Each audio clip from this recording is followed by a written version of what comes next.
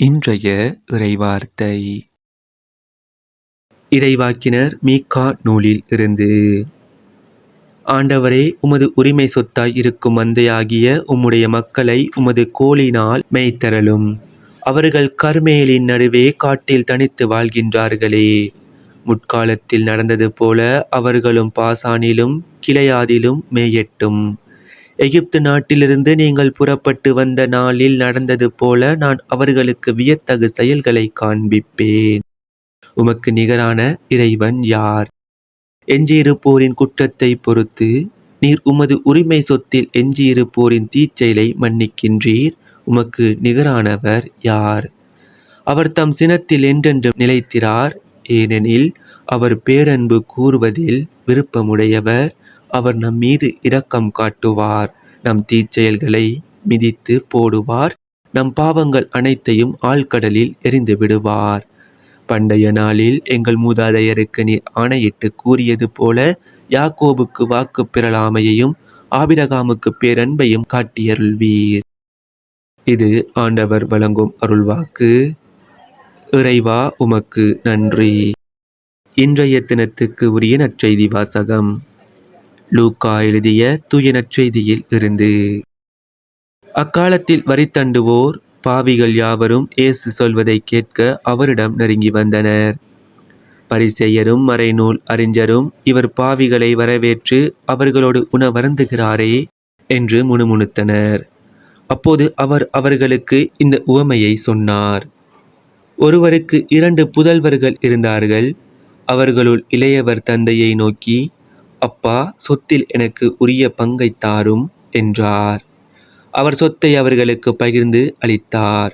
சில நாள்களுக்குள் இளைய மகன் எல்லாவற்றையும் திரட்டி கொண்டு தொலைநாட்டிற்கு நெடும் பயணம் மேற்கொண்டார். அங்கு தாறுமாறாக வாழ்ந்து தம் சொத்தையும் பாழாக்கினார். அனைத்தையும் அவர் செலவழித்தார். பின்பு அந்த நாடு முழுவதும் கொடிய பஞ்சம் ஏற்பட்டது. அப்பொழுது அவர் வறுமையில் வாடினார். எனவே அந்நாட்டு குடிமக்களுள் ஒருவரிடம் அண்டி பிழைக்க சென்றார். அவர் அவரை பன்றி மேய்க்க தம் வயல்களுக்கு அனுப்பினார். அவர் பன்றிகள் தின்னும் நெற்றுகளால் தம் வயிற்றை நிரப்ப விரும்பினார். ஆனால் அதை கூட அவருக்கு கொடுப்பார் இல்லை. அவர் அறிவு தெளிந்தவராய், என் தந்தையின் கூலியாள்களுக்கு தேவைக்கு மிகுதியான உணவு இருக்க நான் இங்கு பசியால் சாகிறேனே. நான் புறப்பட்டு என் தந்தையிடம் போய், அப்பா, கடவுளுக்கும் உமக்கும் எதிராக நான் பாவம் செய்தேன். இனிமேல் நான் உம்முடைய மகன் எனப்பட தகுதியற்றவன். உம்முடைய கூலியாள்களுள் ஒருவனாக என்னை வைத்துக் கொள்ளும் என்பேன் என்று சொல்லிக் கொண்டார். உடனே அவர் புறப்பட்டு தம் தந்தையிடம் வந்தார். தொலையில் வந்து கொண்டிருந்த போதே அவர் தந்தை அவரை கண்டு பரிவு கொண்டு ஓடிப்போய் அவரை கட்டித் தழுவி முத்தமிட்டார். மகனோ அவரிடம், அப்பா, கடவுளுக்கும் உமக்கும் எதிராக நான் பாவம் செய்தேன். இனிமேல் நான் உம்முடைய மகன் எனப்பட தகுதியற்றவன் என்றார். தந்தை தம் பணியாளரை நோக்கி, முதல் தரமான ஆடையை கொண்டு வந்து இவனுக்கு உடுத்துங்கள். இவனுடைய கைக்கு மோதிரமும் காலுக்கு மிதியடியும் அணிவியுங்கள். கொழுத்த கன்றை கொண்டு வந்து அடியுங்கள். நாம் மகிழ்ந்து விருந்து கொண்டாடுவோம். ஏனெனில் என் மகன் இவன் இறந்து போயிருந்தான், மீண்டும் உயிர் பெற்று வந்துள்ளான். காணாமற் போயிருந்தான், மீண்டும் கிடைத்துள்ளான் என்றார். அவர்கள் மகிழ்ந்து விருந்து கொண்டாடத் தொடங்கினார்கள். அப்போது மூத்த மகன் வயலில் இருந்தார். அவர் திரும்பி வீட்டை நெருங்கி வந்து கொண்டிருந்த போது ஆடல் பாடல்களை கேட்டு ஊழியர்களுள் ஒருவரை வரவழைத்து, இதெல்லாம் என்ன என்று வினவினார். அதற்கு ஊழியர் அவரிடம், உம் தம்பி வந்திருக்கிறார். அவர் தம்மிடம் நலமாக திரும்பி வந்திருப்பதால் உம் தந்தை கொழுத்த கன்றை அடித்திருக்கிறார் என்றார். அவர் சினமுற்று உள்ளே போக விருப்பமில்லாதிருந்தார். உடனே அவருடைய தந்தை வெளியே வந்து அவரை உள்ளே வருமாறு கெஞ்சி கேட்டார். அதற்கு அவர் தந்தையிடம், பாரும், இத்தனை ஆண்டுகளாக நான் அடிமை போன்று உமக்கு வேலை செய்து வருகிறேன். உம் கட்டளைகளை ஒருபோது மீறியதில்லை. ஆயினும் என் நண்பரோடு நான் மகிழ்ந்து கொண்டாட ஓர் ஆட்டுக்குட்டியை கூட என்றுமே நீர் தந்ததில்லை. ஆனால் விலை மகளிரோடு சேர்ந்து உம் சொத்துக்களை எல்லாம் அழித்துவிட்ட இந்த உம் மகன் திரும்பி வந்த உடனே இவனுக்காக கொழுத்த கன்றை அடித்திருக்கிறீரே என்றார். அதற்கு தந்தை, மகனே, நீ எப்போதும் என்னுடன் இருக்கிறாய். என்னுடையதெல்லாம் உன்னுடையதே. இப்போது நாம் மகிழ்ந்து கொண்டாடி இன்புற வேண்டும்.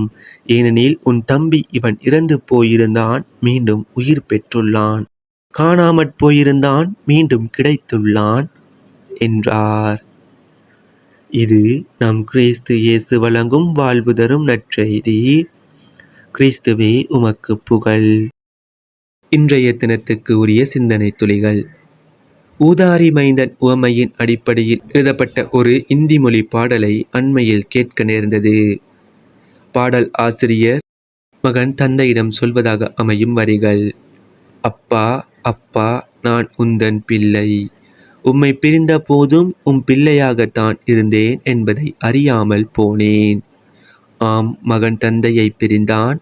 ஆனால் மகன் என்ற அந்தஸ்தை, அதாவது உரிமையை இழந்துவிடவில்லை. பன்றிகள் மேய்த்து பஞ்சத்தில் அடிபட்டு வருகிறான். உடலிலும் உடைகளிலும் அழுக்கு துர்நாற்றம். அவனுடைய கடந்த கால தவறுகளோ அவனுடைய நிகழ்கால நிலையோ தந்தையின் அன்பினின்று அவனை பிரிக்க முடியவில்லை. தொலைவில் வரும்போதே அடையாளம் கண்டு கொள்ளும் தந்தை ஓடி செல்கிறார், கட்டி தழுவுகிறார், முத்தமிடுகிறார். அதே அன்போடு இறைவன் நம் ஒவ்வொருவருக்காகவும் காத்திருக்கிறார். மகனே, மகளே, தந்தையின் அன்பை உணர்ந்து இல்லம் திரும்பி அவர் அரவணைப்பில் இணைந்திட நீ தயாரா?